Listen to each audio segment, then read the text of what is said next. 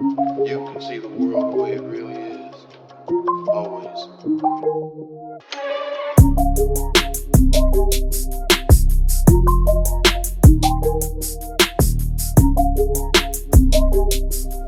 What's up, guys? Welcome back to Built by Bailey's. Okay, so we're moving along on the Nook project, which is a 3 shipping container home build out of the mountains.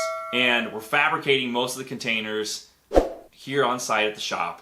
And I wanted to go through and show you guys how we're building our window and door frames and show you guys the way we're doing it, which, you know, now that I'm kind of playing around things, I might do things a little bit differently. We're using 2x2 steel tubing for the window and door frames for this build. As I move forward, if I do some more of these, I don't know if I'll do that or not, but I wanted to show you how to do those. And just so you guys are following along, make sure that you go ahead and check out the other video right up here, okay? That's showing you how to actually cut the containers for your windows and doors and any sort of other openings that you're going to be doing on your container. I think we found a pretty good way to do it, a pretty good system, so make sure you check out that video if you haven't already. All right, so let's get on to the good stuff. Let's roll out to the shop. I'm going to show you how we welded up our frames and how we installed our frames and how we're going to go about setting everything and getting everything ready for window and door install as we get to that step. So, without further ado, let's roll on out there.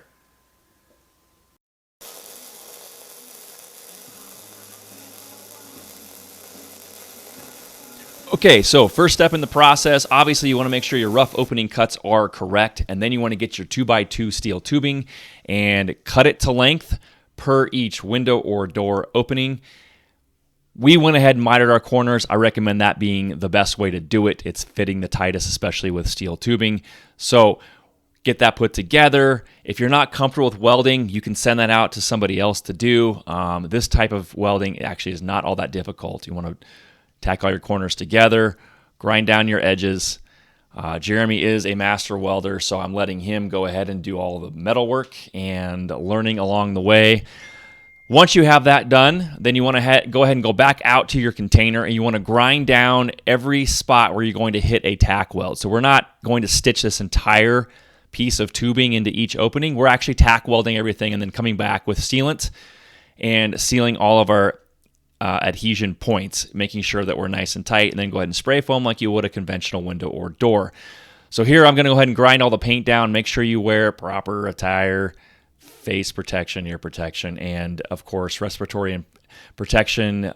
We don't ever know if this is lead-based paint or not, so make sure you grind those all down, get it prepared for your welds, and then you go ahead and insert your frame into each opening, making sure that you have the openings where you want them, just like you would do a traditional window or door frame.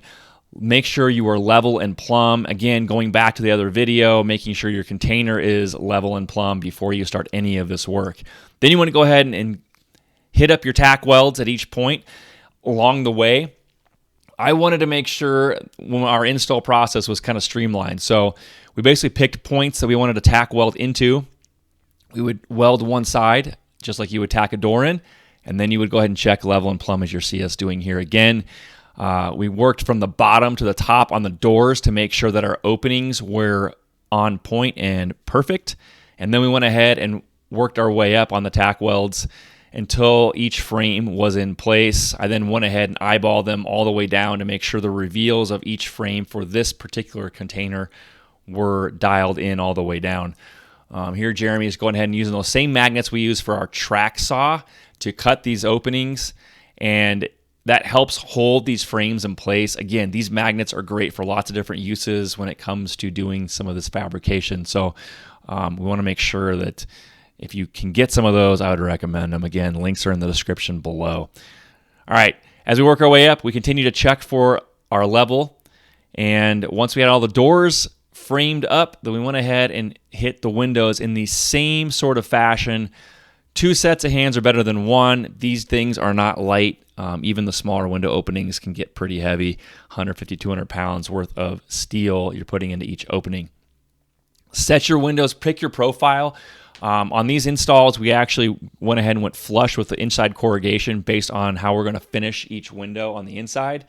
Then you want to go ahead. We used clamps and grips to go ahead and set those frames in place, making it nice and easy to get the windows level and plumb. And again, working our way around, continuing to check, making sure we're staying square, making sure we're staying flush to whatever side we're picking as our opening per your design. It's not all that difficult. Again, tack welding is all you need to set these in place. We did our tack welds about every 6 inches. I think that's probably going to be more than sufficient, especially since Jeremy's on the same page as me. And then just work our way around, hitting each point where you've ground down that paint and made it nice and smooth for your welds, making sure that those joints are clean. And again, as you work your way around, just continue to check for level and plumb.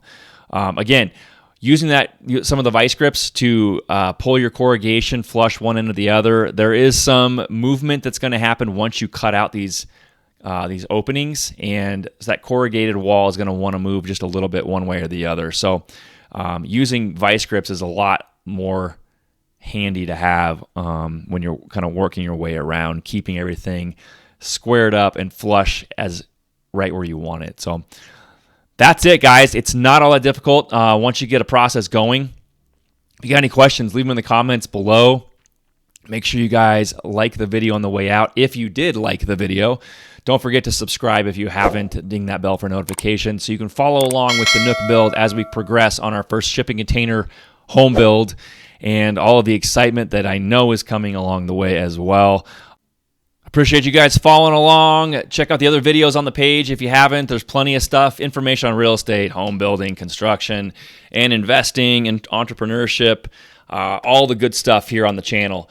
I'm going to get back to it. We got more work to do on the container and more videos to come, so stay tuned.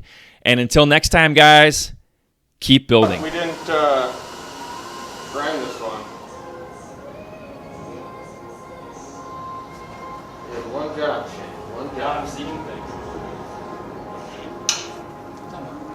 Listen. You just put over there, huh? You guys see what I do. That's what I do.